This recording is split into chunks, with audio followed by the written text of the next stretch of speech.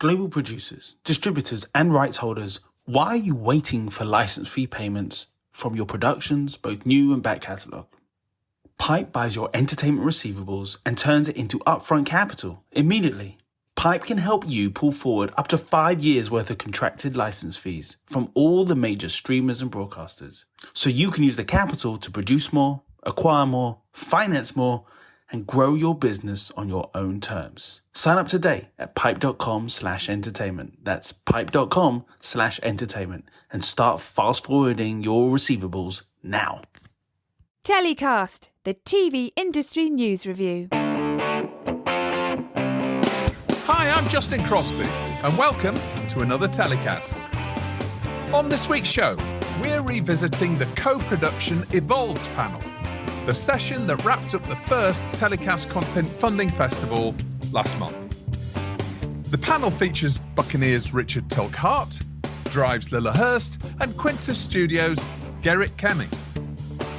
It was moderated by Amanda Groom from The Bridge and recorded on Tuesday, 26th of April, 2022 at Lincoln's Inn in London.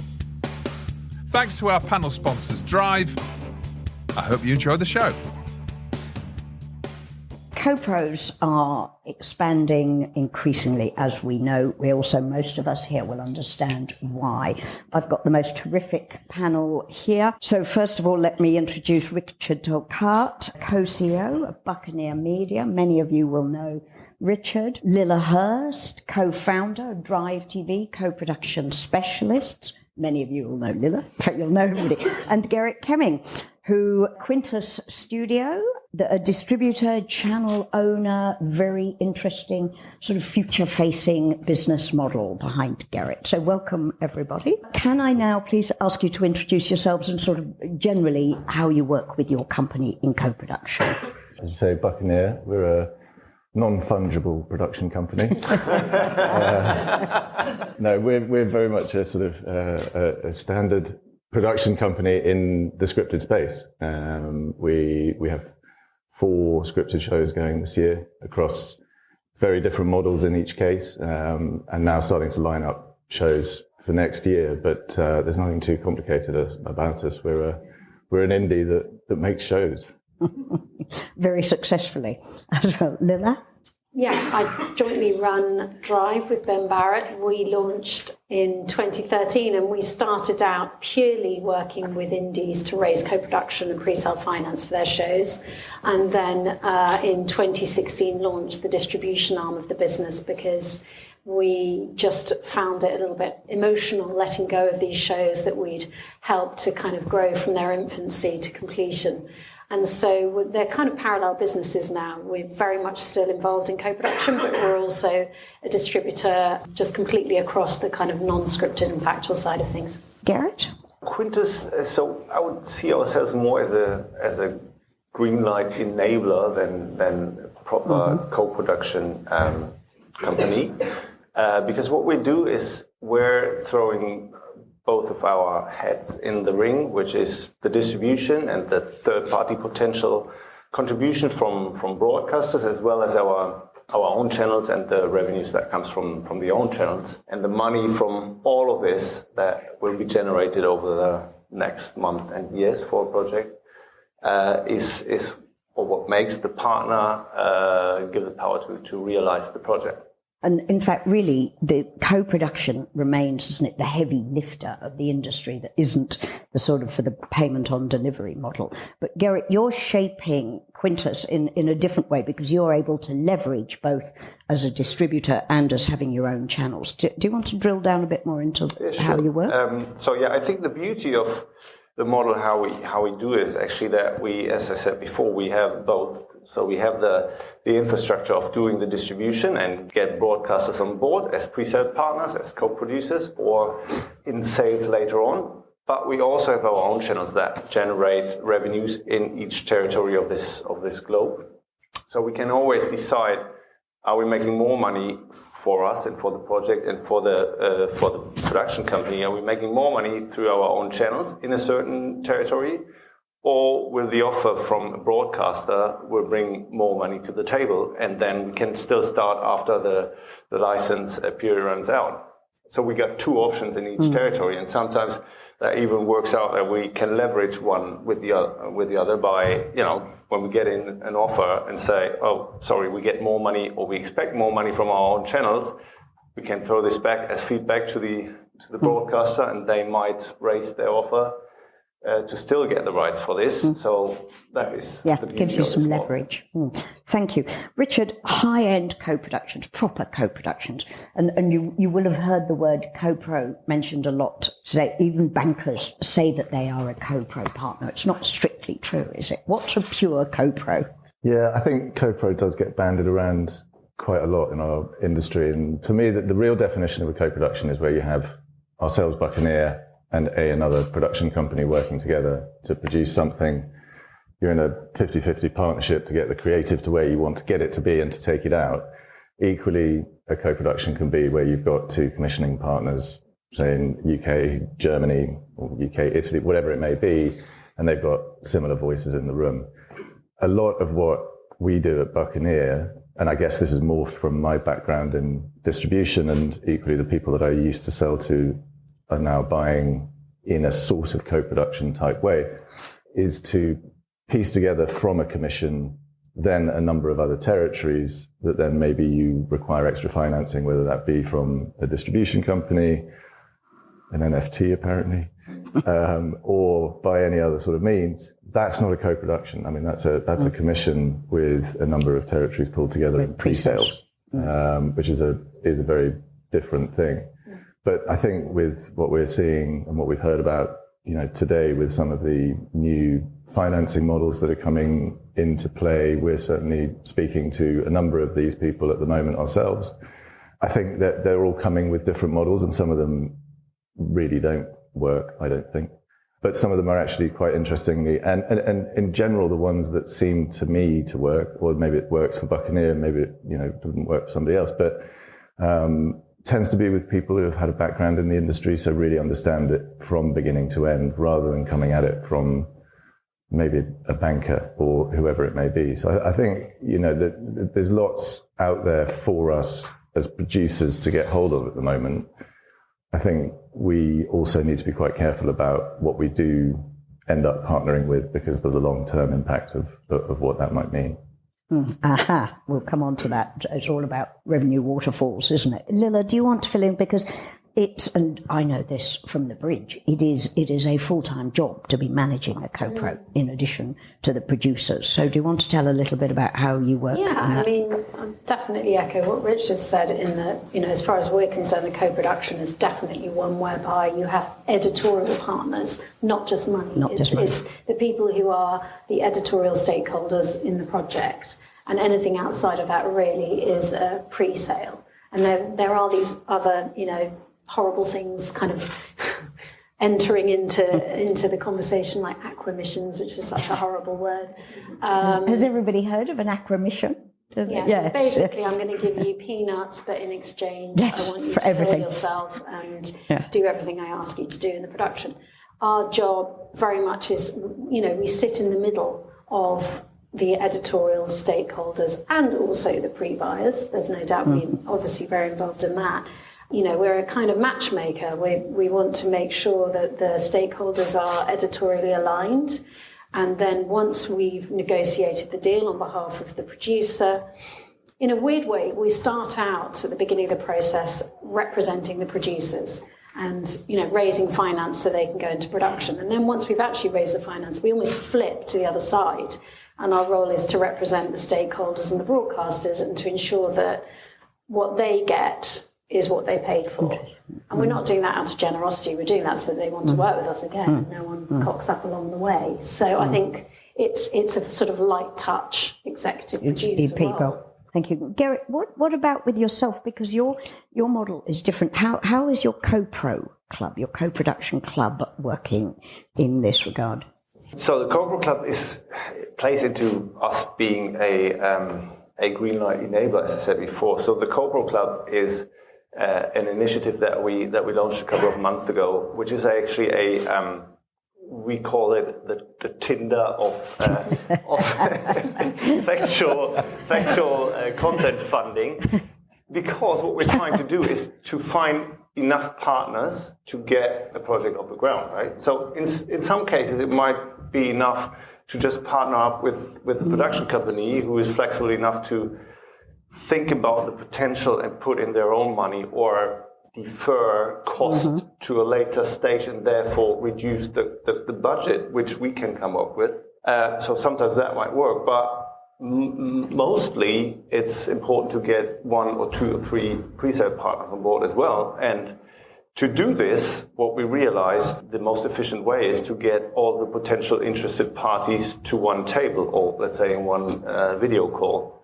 What we did is we launched a internet platform where we invite every 3 months, when we got enough new ideas, we invite pre-selected buyers from broadcasters to watch the sizzle of an idea and the information. And this platform is available for 1 week, and they then rate this idea if it's interesting for them or not.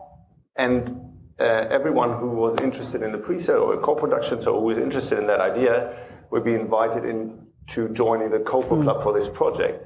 And we will then have a discussion with all of them, and straight away within one call realize if or under which conditions how many partners are combined in this project, and go on from there, as opposed to sending a pitch deck to partner A, waiting for 2 months. Yeah, it's really accelerating the whole model. Sending it to partner B, and then 1.5 years later, we are at a stage where we can say, oh no, this won't happen. No, it's really accelerating the whole model. It's brilliant.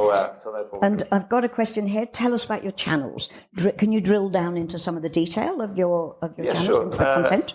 So the channels are mainly platform agnostic channel brands. So we have our main platform is YouTube, but we're growing into Facebook, Snapchat, fast channel versions of it, and they are completely non-scripted.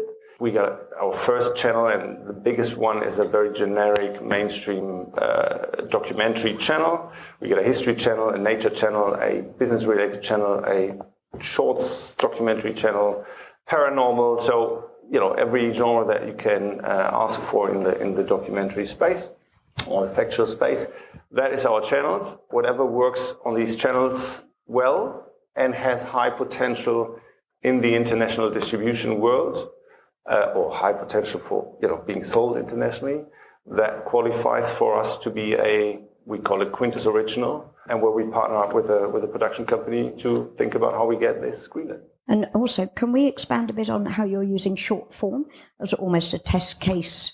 The ideal project has not only high potential on our channels based on the data that we got, not only high potential in international sales, but also is story-wise tellable in short form pieces, because what we do is not only exploit the long form on our channels and in the distribution, but also exploit it on Facebook as a let's say 10-minute version, on Snapchat as a 5-minute version. So these pieces are very important, because all revenue together make the project a successful project.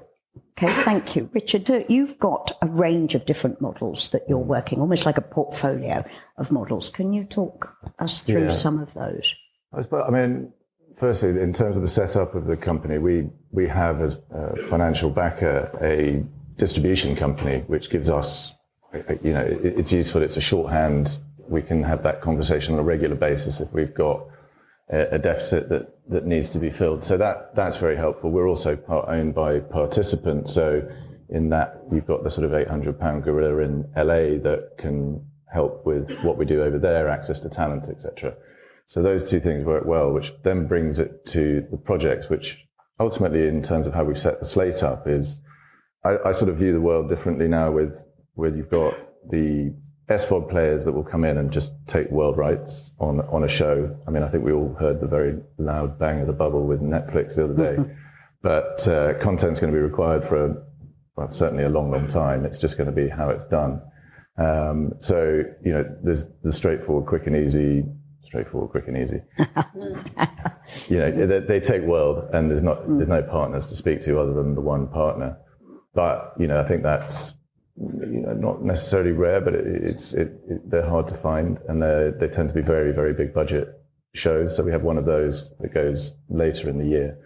Then we have another show that is an SVOD service that only picked up the UK It hasn't been announced yet, but then that was pieced together with Tinder.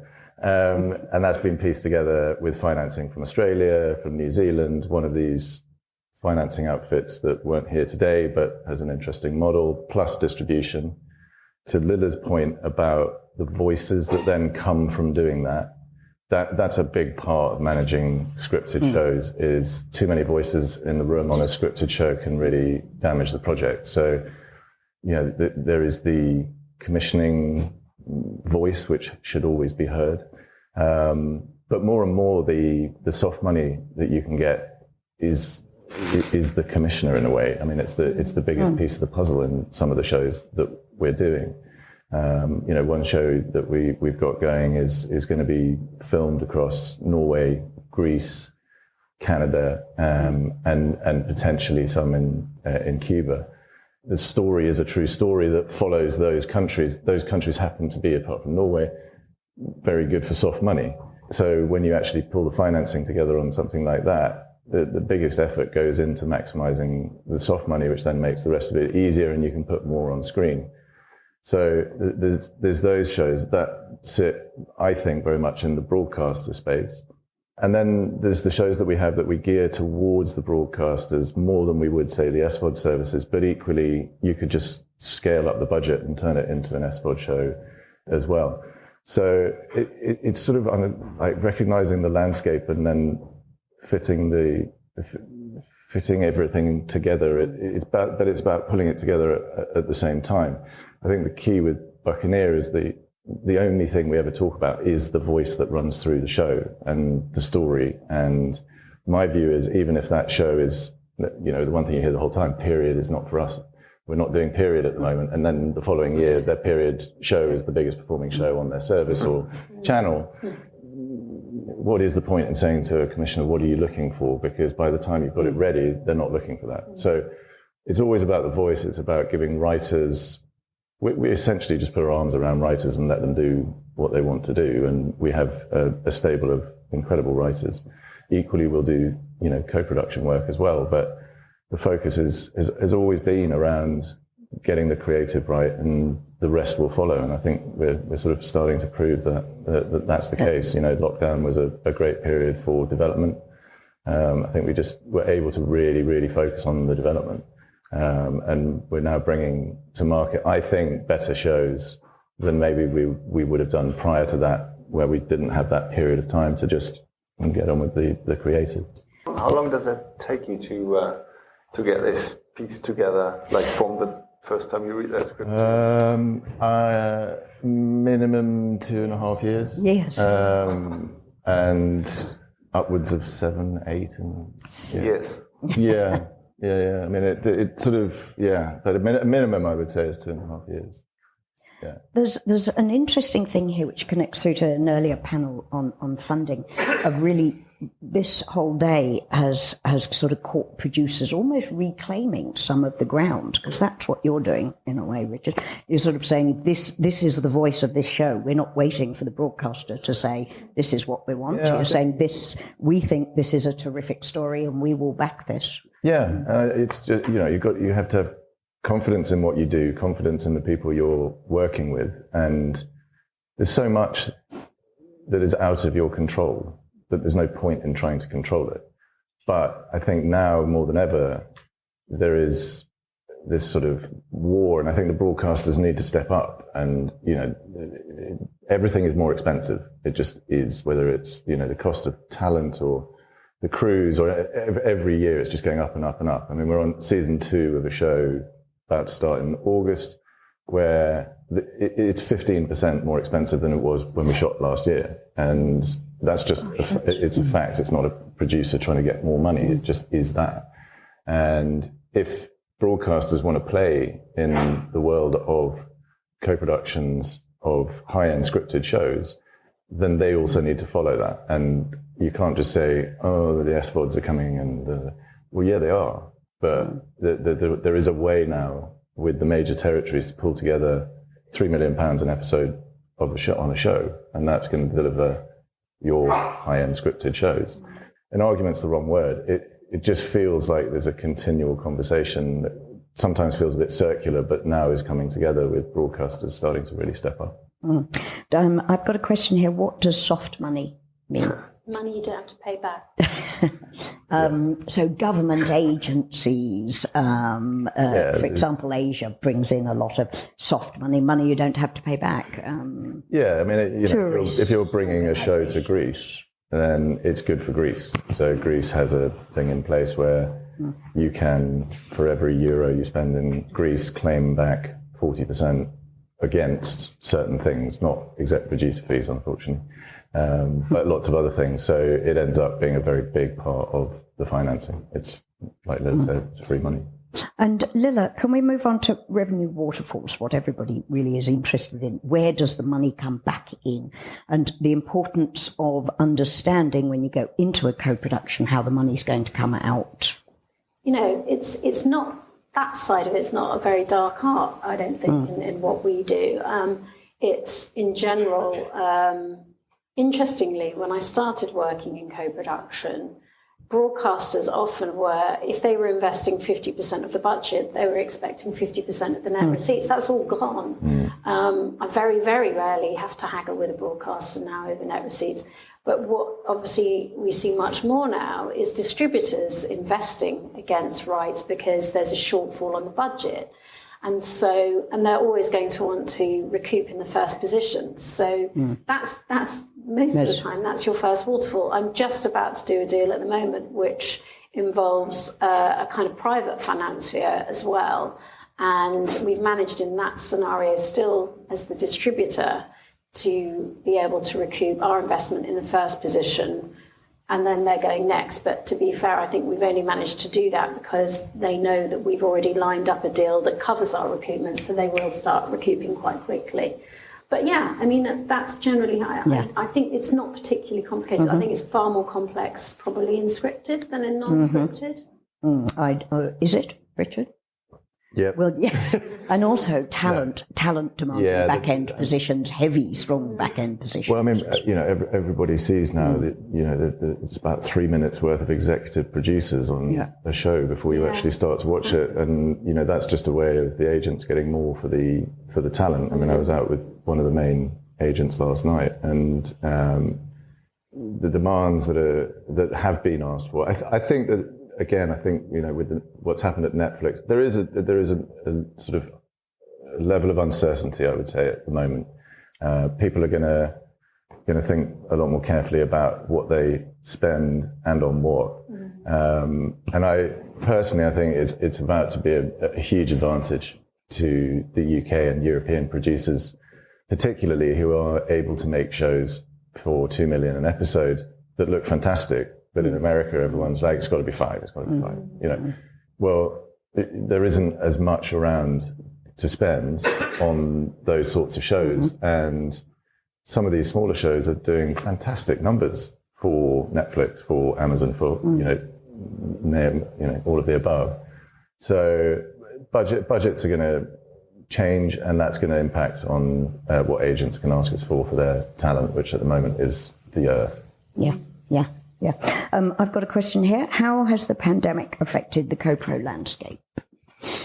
I think so. Was it stronger? I think it has got stronger. I think everyone probably in this room has found it easier to talk to people and get access to people because of Zoom or Google Meets or whatever. So I think it's been. I feel like a lot of our producers are more educated in the process as a result of it. And I think also, you know, I went to the Summit that you produced, and it felt to me like there was a real, I don't know, we've all had to become more tenacious because of the pandemic, and I think in the room there was this real sense that people wanted to embrace that tenacity and actually thought, you know what, I kind of like doing this. I like working with someone in France and someone in Germany, and so I think that it's just kind of expedited what was already going to happen.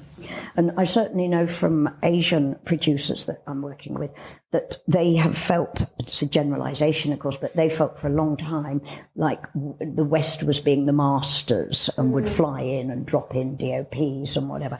And now, because that hasn't been possible, they feel that finally their camera work and their production teams are getting an equal say in how co-pros work, which is terrific. The pandemic just changed the whole landscape a little bit in the way that it boosted, for example, AVOD, right? Yeah. And so some AVOD players that weren't able to even think about going to co-pro or pre-sale 2 years ago, 3 years ago, they might now be. And that is probably the interesting thing. And I think it's very important, at least from our experience. So the other panels, the other models that we saw, may be private money or somebody who comes in with cash.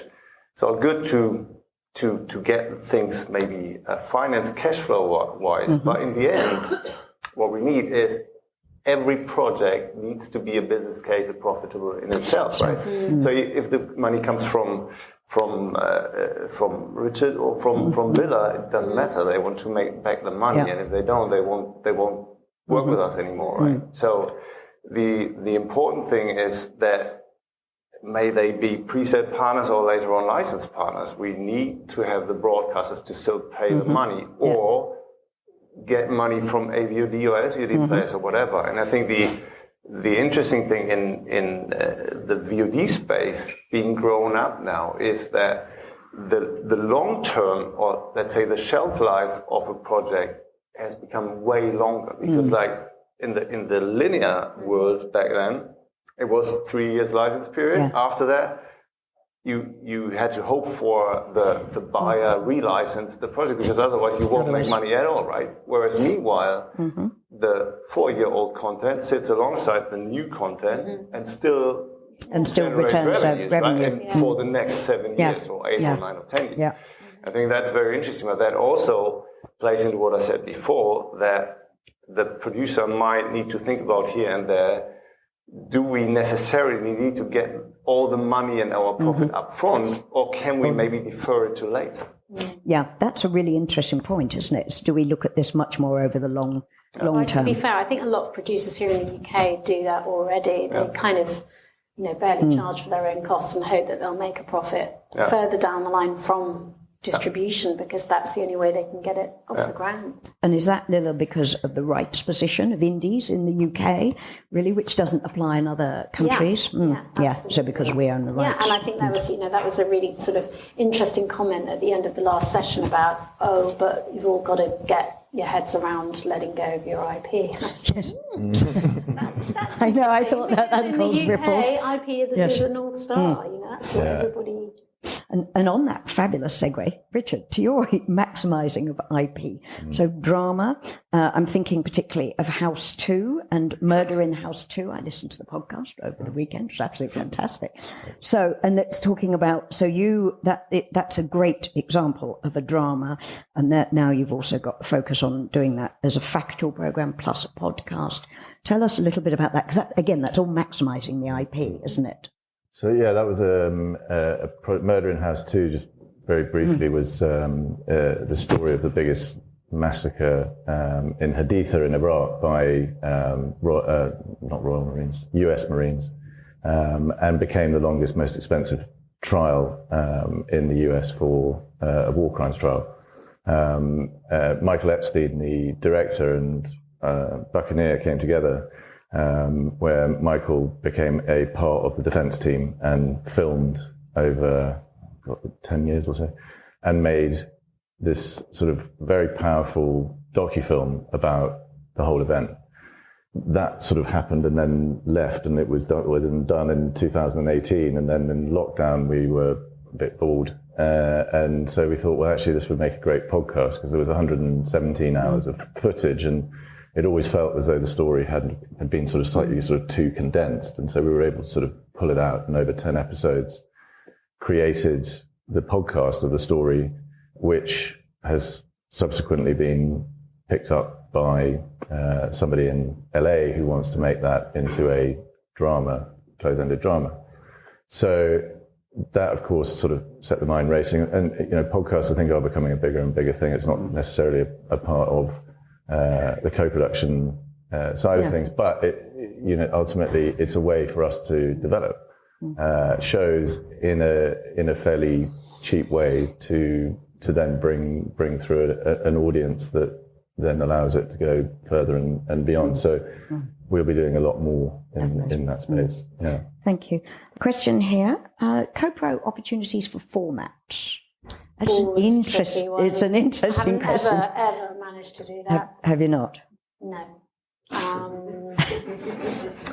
When the closest I got, I think, was when I was at RDF, and we had Scrap Heap Challenge, and we did have American contestants and British contestants. So we commissioned, but it was still paid for by Channel 4, and then we sold it to the States. But that's the problem. Generally in formats, they're kind of, entertainment shows, aren't they? Yeah. Where the viewers like to see Their own people, local the people that look like them in the things. Yeah, Gerrit, tell us a bit more about your model, because it is different, and about how you're working with FAST and AVOD, and how you're sort of maximising your content across that. Yeah, well, I mean, I think the most has been said already. We're looking really for ideas and shows, or let's say documentary series, factual entertainment series, that have potential as a long form show as well as short form. So it can either be or even be vice versa, right? So mainly we're working on long form stuff that we cut down into more short form and try to really get the most of it. But it can also be short form content that we start on, let's say Snapchat, and then grow it into longer form content. And that was what we're doing on the editorial side. And when it comes to partnerships, the start is always, the discussion with the producer and a good idea, ideally. And then we really try to get this off the ground in a partnership way, right? So we try to get as much from ourselves. Means ideally the constellation is that the producer doesn't have any hard out-of-pocket costs, so no risk on the producer side. Maybe, as we said before, they need to defer the profits, or let's say in-house editing suites that are written off already, maybe that needs to be deferred. The usual fee that would be put in the calculation needs to be deferred to later. But the lower the calculation, the lower the budget is, the easier it is for us to get it off the ground and to actually have something to make money off, right? And that is the real goal for us, because as soon as we do, I'm 100% convinced that we have everything that we need to have to make a good performance out of this and to make money out of this. And as I said before, we don't necessarily need to make back the money within the first 6 months, because there is a long shelf life, and there is, the whole VOD, the whole platform, non-linear space is just growing and growing and growing. So in 2 years' time, there is even more potential in this kind of exploitation, right? Yep. And more revenues to be made. Which is why Pipe set up. Yeah. Yes. Probably. Yeah, you're right. Yeah. Lilla, you've evolved really the role of Drive, haven't you, where you're becoming sort of co-producers yourself with some programs, particularly if you're bringing in broadcasters and funding. Do you want to tell us a bit? Yeah, so, there are sort of two scenarios in which we kind of call ourselves co-producers. One is where we are raising the lion's share of the money, because there will be ideas that are brought to us. Generally, we'll always say to indies, please come to us with an idea that's already got some broadcast finance attached. And that's almost less about the money and more about the kudos of having a broadcaster attached, so that when we take it out to the rest of the world, they get some reassurance that the kind of local broadcasters back the project. But if someone's brought us something particularly special, and by special, I normally mean there's some access, and that could be a person, a place, an institution, maybe it's an archive, but something that makes it feel quite unique. Then in those instances, we will often be prepared to take the show out and start pitching without any money attached. And if we end up raising the lion's share of the money, then we would expect to take an additional percentage of the net receipts on top of our standard distribution commission. And so in that respect, we do become a bit more of a co-production partner. And we also do get editorially quite involved in the project. And then the other thing that we've started to do more recently is actually, there's a rare occasion here and there where Ben or I in the office will actually have an idea. And that idea is kind of off the back of a conversation we've had with the broadcaster. And I think, hang on a minute, That's a good I really like a show about this. And so a really good example of that is a series, actually, we're just now in production on series 2 of it, called Strangest Things. And it's a histories, mysteries idea. And so we kind of came up with that idea, kind of workshopped it in the office, and then I thought, well, who's the best producer to make histories, mysteries shows that we know well, we've already got a good relationship with, and that was Blink. So we took the idea to Blink and said, look, we think this is a good idea. We're pretty convinced that we could go out and raise the finance for it, but we need you to kind of bring the editorial rigor to it, to develop it, and obviously all of your production expertise. But we will be going 50-50. We're happy to invest some of our money in it too, but, but they like the idea and they're quite a can-do company, so that's what we did. And we went out and raised the finance, and now we're in series 2, and we've actually just recently done another one with them of that ilk that we brought Curiosity Stream on board for. Richard, looking at your models, and when we talked in preparation for this panel, you were talking about the range of the different models and how one almost has to have a portfolio of different models rather than sitting with the one model. Is that because some deliver a greater upfront, so you can juggle more with company costs, and some deliver more with a longer tail? I think it's just really more about being flexible in what is a rapidly changing market, and it's taking care of the broadcasters who have always been there, and at the same time realizing that there's other things going on. But in terms of how you set those things up, it really, at the end of it, it comes down to how much is it going to cost to make. Yeah. And, I think to cobble together a scripted show over £2.5 million is quite tough doing it with just the broadcast world. But we set up, apparently there's no broadcasters in here. No, but I think we set ourselves up not to be beholden to the UK broadcast community. It's not that it's an international slate, but it's the stories come from anywhere. People could relate to the stories from anywhere. And therefore, we're not just sitting and waiting for the BBC or ITV or Channel 4 or 5 or whoever it may be to kickstart the process of getting a show made. We, of course, deal with all of them, and we have shows with some of them, and that's great. But I think if you're only thinking like that, I think you're probably going to find yourself in a bit of trouble not too distant future, because the world is becoming the world. I mean, it is about the world. And you can see that even with some of the groupings together of the public service broadcasters. In Asia, there's the Asian TAP, which is sort of Taiwan and Korea and Singapore. The Nordics as well are doing that, aren't they? So it's all about sort of group power in order to make yourselves bigger to punch up, through the models. And I think there's an issue with, it's like Gerrit was talking about setting up his co-production Tinder dating. Tinder dating. Really set it up for And he just wants himself. a Co-pro girlfriend. club. His co-pro club. Swipe right. But I notice this a lot. When I'm meeting with broadcasters outside the UK, they are, to use the word tenacious again, at collaborating, and they're now formalising that much more, and they're coming up with names called like the Big Five and things like that. But the British broadcasters, and I don't want this to turn into a massive British broadcaster bashing session, but they seem to be, they're really, really excited about making friends with North America. They make very little effort with anyone else. No, and that has to change. That's, look at that pin. You could hear a pin drop as everybody computes that. It's true, isn't it? And what are your biggest market, Richard, for your dramas? Is it US? Is the reason the focus is so much on the US because it is sort of the world's biggest market, really, isn't it? Yeah, I mean, it's still the biggest market. It's still the most money.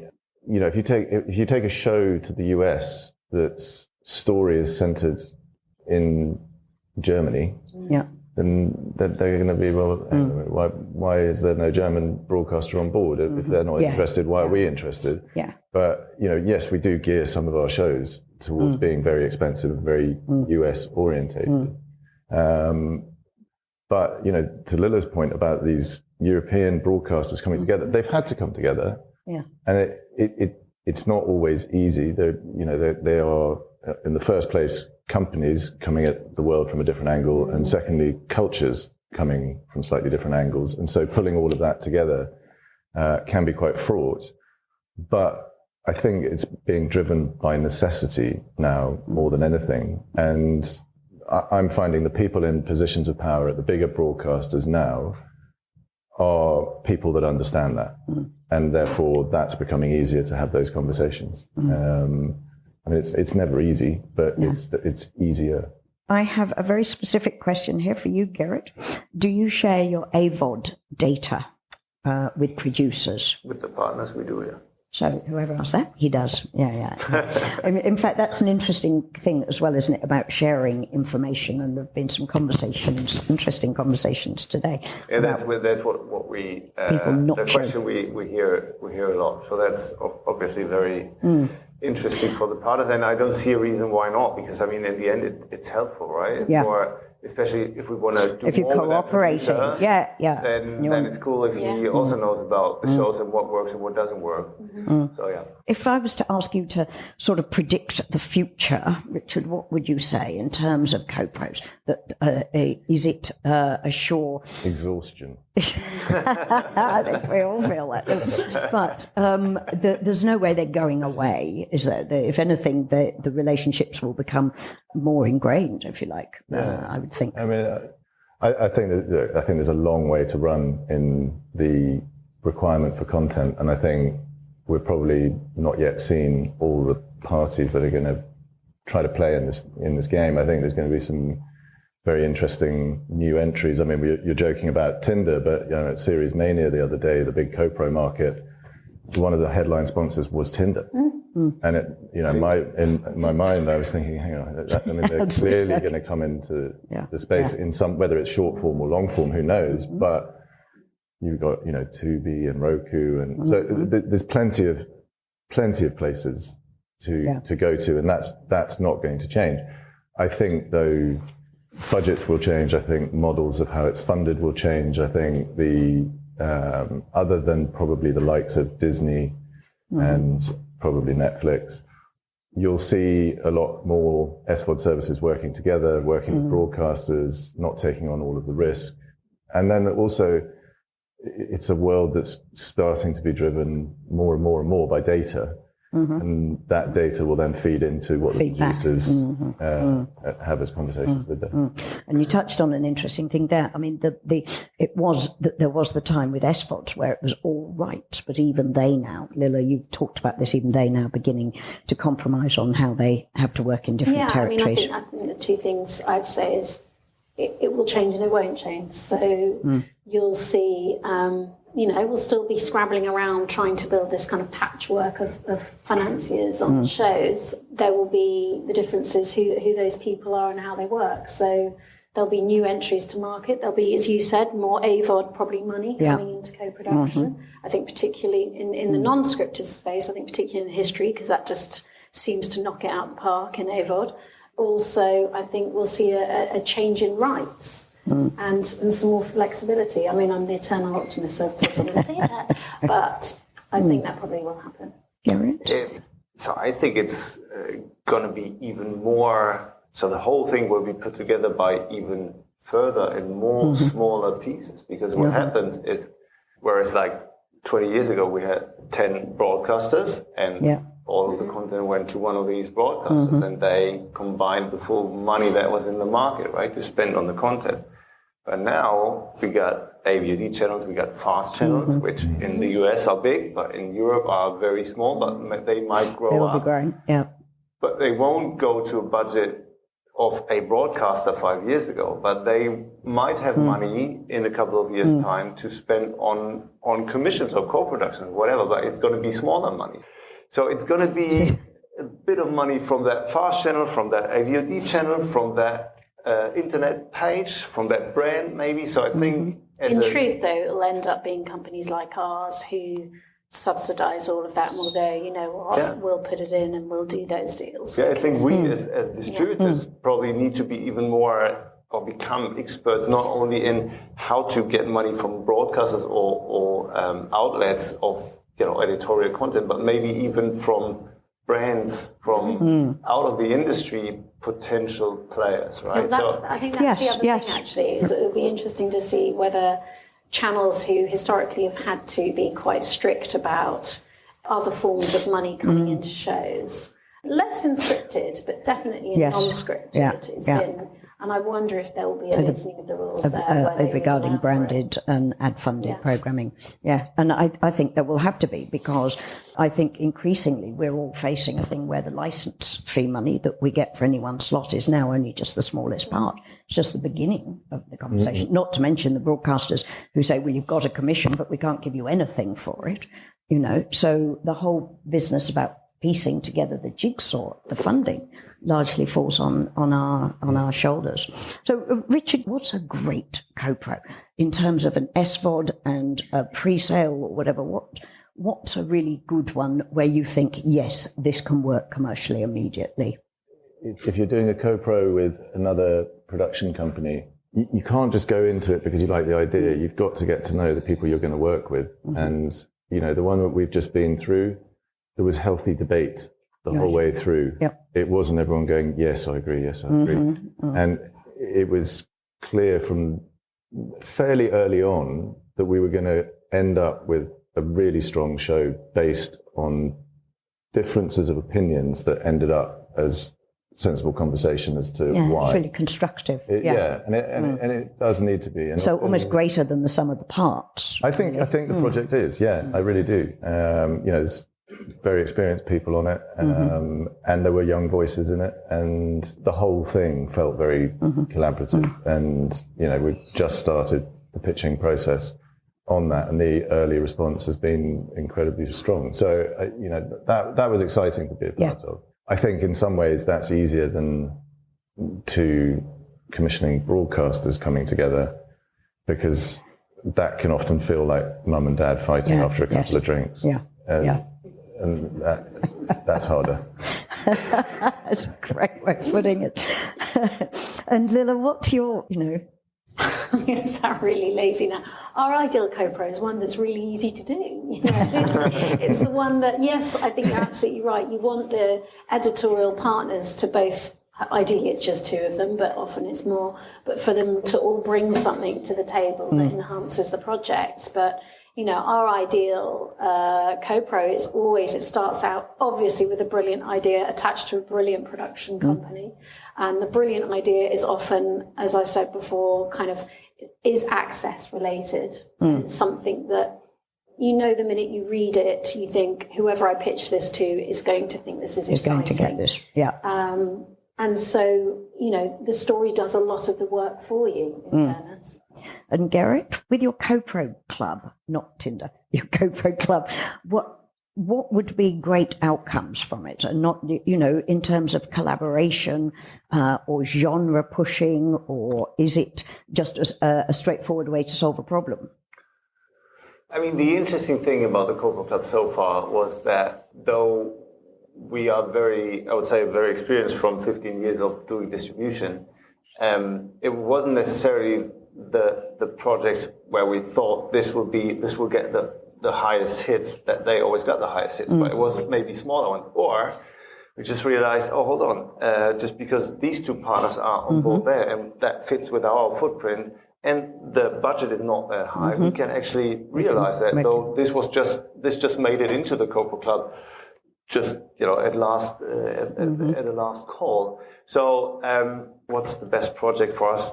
Bit like Lilla, so the easiest, the less partners are in there, the better, because we can be more creative, especially if we are one of the bigger partners, because we can be more creative than the broadcaster, and then it has higher potential later on in sales, right?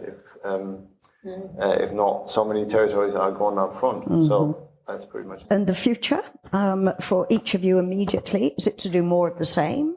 I mean, I think, we've just set up a company in Scotland. which we've done with the actor Dougray Scott. That was, again, it's just entirely based on voice. When we were making Crime, the Irvine Welsh project up in Scotland, it became really apparent, Scotland's got such a rich history of literature. And yet, looking around, I'm thinking, hang on a minute, there's no Scottish writers getting big Netflix shows and so really using, Irvine and Dougray as a sort of, this loud voice of Scotland to say, come, there is a home here.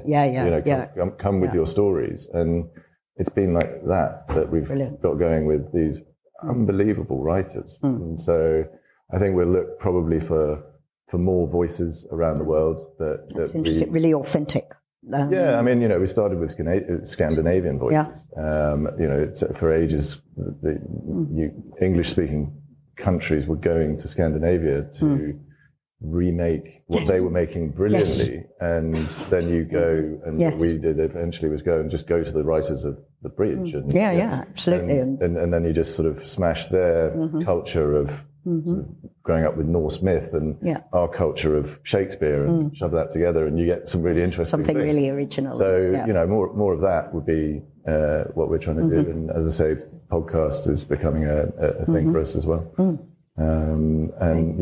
It's trying to staff up around lots of productions. Thank you, Lilla.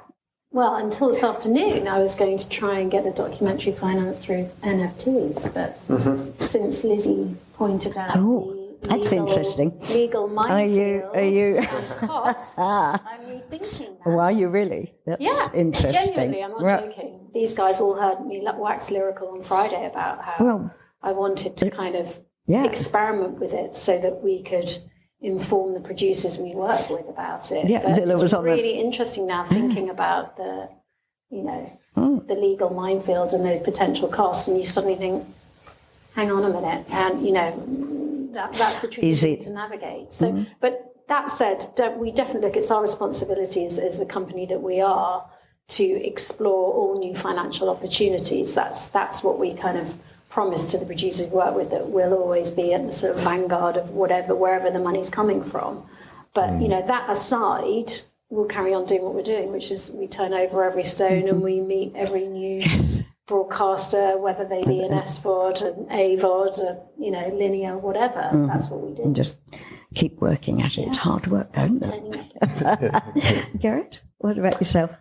Well, we will try to grow, or we very likely grow in every aspect. That means to grow the channels that we have already, grow the number of channels that we have, so go more into the niche stuff even, which is going to be exciting, because the more niche you are, sometimes the easier it gets to be outstanding in that field, because there's not so much professional content in that niche, and then grow onto other platforms even further. So the ideal constellation would be that from our outlets, plenty of outlets that we have, we can just finance the content just by ourselves, because that's the quickest, and just keep it.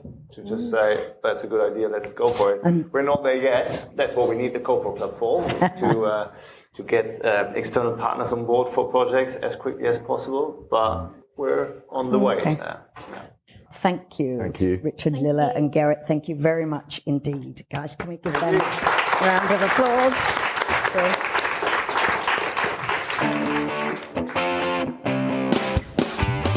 Well, that's about it for this week's show. And that was the final panel session we're replaying from the event. If you haven't heard the others, you can find them all at TellyCast.com. Thanks again to all our panellists that took part and everybody who came along on the day. TellyCast was edited by Ian Chambers and recorded at Lincoln's Inn in London. Until next week's show, when we'll be previewing next month's NEM in Dubrovnik, as always, stay safe.